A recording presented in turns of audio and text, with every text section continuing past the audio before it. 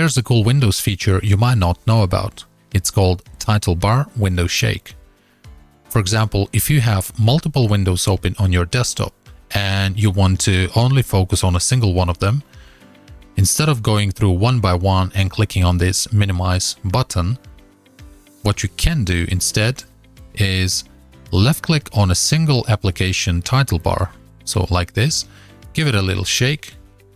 And as you can see, all the other applications have now been minimized automatically. Now, if you left click again on this application, give it another shake, now everything came back to the same layout.